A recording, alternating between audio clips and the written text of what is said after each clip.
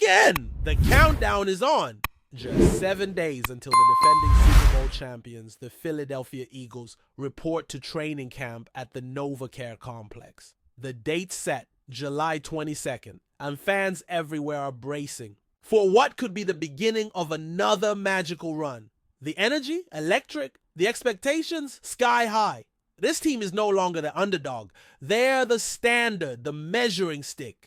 And leading the charge into this next phase of the season is none other than Saquon Barkley, now in midnight green and looking every bit like a man on a mission. Let's talk about Saquon. The numbers he put up last season weren't just impressive, they were historic. Over 2,000 rushing yards, the 9th player ever to hit that mark in a single season.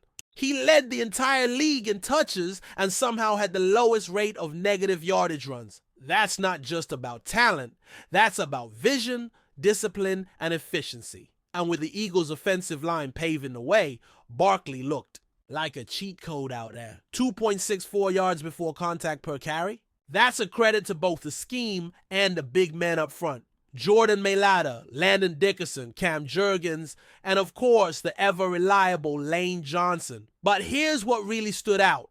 Over 13% of Saquon's runs went for 10 yards or more. That's not just volume. That's explosion. That's danger every single time he touches the football. And if that wasn't enough, nearly a quarter of his carries resulted in either a first down or a touchdown. That kind of efficiency breaks defenses. It forces coordinators to stack the box, sell out against the run, and pray their secondary can survive what's coming next. And yet, despite all of that, some fans can't help but worry. The Madden curse, the age factor, he'll be 29 in February, the injury history, it's all fair game. But here's the thing, running behind this Eagles offensive line with his system and coaching staff might be the best case scenario for extending Saquon's prime. They're smart. They've already started planning. Just a few weeks ago, he met with legends like Edgerrin James and Marshall Faulk, linked up with Nick Sirianni and the medical staff, and laid out a plan to manage his workload and keep him fresh. The message is clear. This team knows how valuable he is, and they're not taking any chances. Now, let's be honest. It's going to be tough to replicate what he did in 2024. That kind of season doesn't come around often, but maybe he doesn't have to match it. Maybe the goal isn't another 2,000-yard campaign. Maybe it's just staying on the field, being available, and letting his presence open up the rest of the offense. Because if teams decide to load up against the run, like the Chiefs did in the Super Bowl, then it's on Jalen Hurts and the passing game to make them pay. That's where balance becomes the key. Last year, the Eagles landed heavily on the ground attack. They were the most run-heavy team in the league in terms of play percentage. But that came at a cost. The passing game suffered. It lacked rhythm, explosiveness, and at times even creativity. That's where new offensive coordinator Kevin Patullo comes in. It's his job to inject life into the air attack, to bring fresh, modern ideas that complement the run game instead of being dependent on it. If he can strike that balance, this offense could be downright terrifying. And look, the talent is there. A.J. Brown, Devonta Smith, Dallas Goedert, when they're all healthy. That's one of the most lethal pass-catching trios in football. The problem? They were barely on the field together last season. Just 79 dropbacks with all three available. AJ and Devonta only shared the field on 58% of Jalen Hurts' passing snaps. That has to change. Because when this unit is whole, it's as dynamic as any in the league. All of that, though, hinges on the big guys up front. No matter how you slice it, run game, pass game, whatever, the engine of this team is the offensive line. They're the heartbeat. They allowed just 3 sacks on over 2,200 snaps last season. That's absurd. Lane Johnson still, a brick wall on the right side, didn't give up a single sack all year. At 30-something years old, the man is out here casually lifting over 700 pounds in the offseason. He's a freak of nature, a future Hall of Famer. Or more importantly, he's still playing at an elite level. When all else fails, when the timing is off, when the skill guys are banged up, the Eagles still have that offensive line to lean on. That's what makes them so dangerous. They can control the line of scrimmage, they can impose their will. And with Saquon running behind that group, good luck. But while we're talking about off-season moves, there's one decision that's been lingering in the minds of Eagles fans. One move that has everyone asking the same question: are the Eagles going to regret trading away CJ Gardner-Johnson? It's a fair question. This wasn't just some rotational player. CJ was a tone setter, a leader, a guy who brought edge, attitude, and straight up production to this defense. Over his time in Philly, he played 28 regular season games and came away with 12 interceptions. That's insane for a safety. That's not supposed to happen, but he made it happen. He played with instincts, with aggression, and with an understanding of the game that you just can't teach. Look at the numbers. In 2024, he had a Pro Football Focus grade of 75.1. That ranked 22nd among 171 qualifying safeties. That's a high-end starter by any measure. And when it comes to coverage, he was even better, an 81.3 coverage grade. He reads quarterbacks like a book. He anticipates. He reacts. He makes plays, 6 interceptions, 6 pass breakups. And yeah, sure, he misses some tackles. He can get a little reckless. He'll over-pursue or whiff entirely. But that's the price you pay for the kind of aggression and playmaking he brings.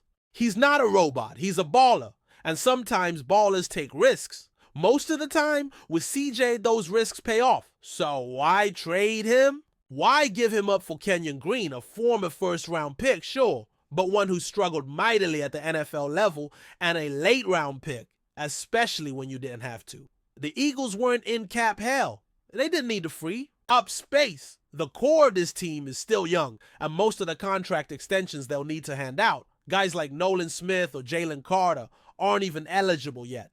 The only real candidate for an extension this offseason is Reed Blankenship. So why move on from a proven star like Gardner-Johnson? That's the million-dollar question. And reports have suggested that the organization was divided. Coaches didn't want to let him go. Some front office personnel weren't on board. But Howie Roseman made the call, and now we'll see how it plays out. Blankenship is solid, maybe even underrated. But who starts next to him?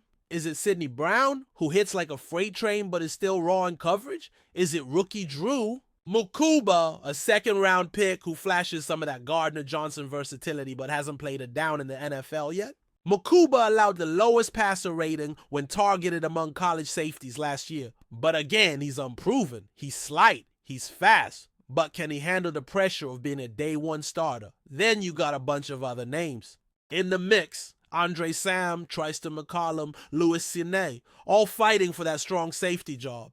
But none of them, not one, offers the blend of production, attitude, and leadership that CJ brought to this team. And yeah, he's been controversial, he says things, he's emotional, he pops off on social media or on a Twitch stream. That's who he is.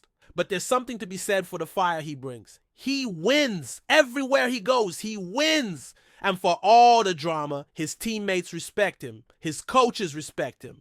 They know he can play. He even came out recently and walked back some of his comments, like the infamous line that the Eagles would never win a Super Bowl without him. He admitted that was disrespectful. He owned it. And he said if Philly goes on to win multiple titles, he'll be happy for them. That's growth. That's maturity. And he'll be at the ring ceremony because at the end of the day, he was a big part of what this team accomplished. So, yeah, it's a gamble. No way around it. Trading away a guy like that when you didn't have to is risky. The Eagles are betting on their depth. They're betting on their young players. And they're betting that their culture can carry them through. But if things go sideways in the secondary this year, fans are going to look back at that trade and wonder what could have been. Because in this league, you don't get many chances to win it all. And when you've got a roster that's loaded with this much talent, you have to capitalize. The margin for error is slim. Every move matters.